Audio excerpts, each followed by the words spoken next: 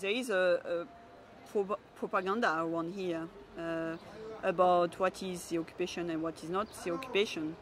And the mainstream media are not really depicting what's going on. So basically, like, we were some photographers going to demonstrations to document the demonstrations, with the demonstrations against the wall, actions against the occupation here in Palestine, and we just see that we were going there for the same reasons, really, like to document what's going on, but with the aim of changing things.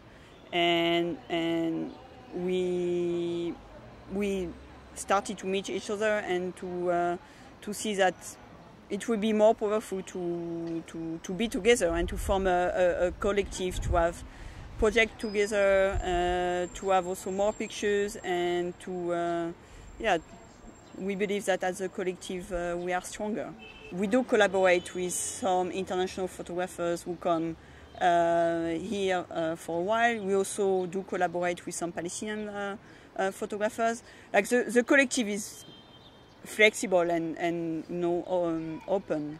But yeah, at the moment I'm the only international. The others are Israelis.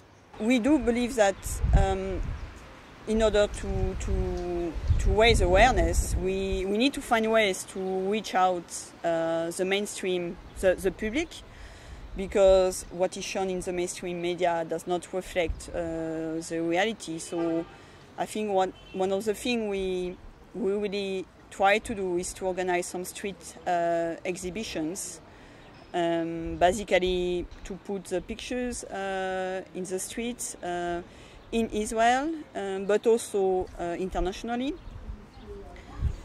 So we go at night and we put the pictures on the wall, on the walls of the city, as a direct way to reach the public. And we did it in different cities in Israel: Jerusalem, Tel Aviv, Haifa, and we use a cheap format, like A3 paper, but still the pictures are of good quality. So with a small amount of money, you can actually reach out a large number of people.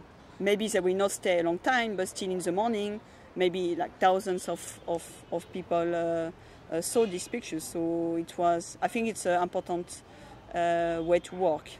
The pictures are available to groups.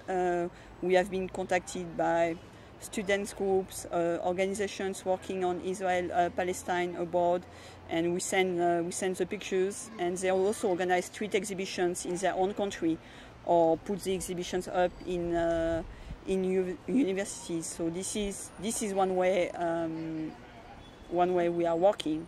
Then we also prepare some slideshows that can be available for people, and like sometimes a lot of people are contacting us now because they are interested into some topics. So we can also prepare exhibits and then send them through internet.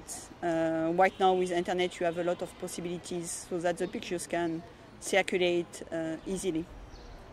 One of the first things we did as a collective was actually to bring back pictures of one Israeli activist who has been shot in the head in the demonstration in Berlin against the wall. I think it was in 2005. The Israeli soldiers shot that activist. He was only like 15 meters away from him, and he shot a rubber-coated bullet directly in the head. So it was not a mistake.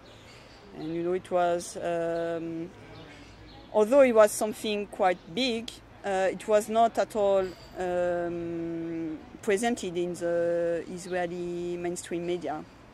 So we had another photographer, like a photographer of activists was there and took the picture like quite a close-up.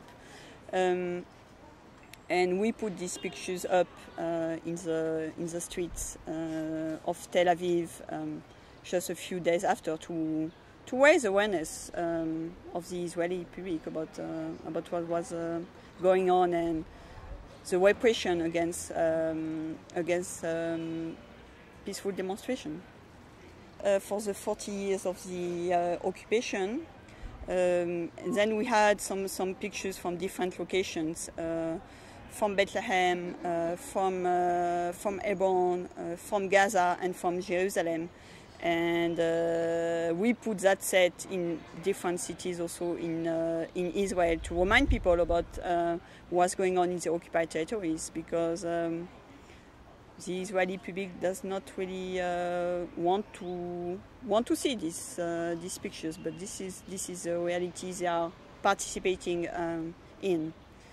And I remember one of the things that was interesting in that exhibition, for instance, we had pictures from Hebron taken 20 years ago, and pictures taken now, but from exactly the same angle, exactly in the same street.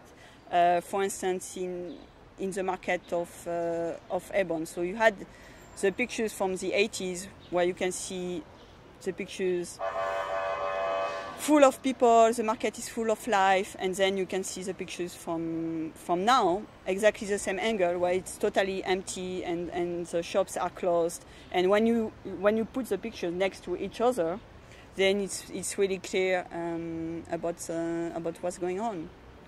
And so this is also where the pictures can be very efficient and very telling in the conflict.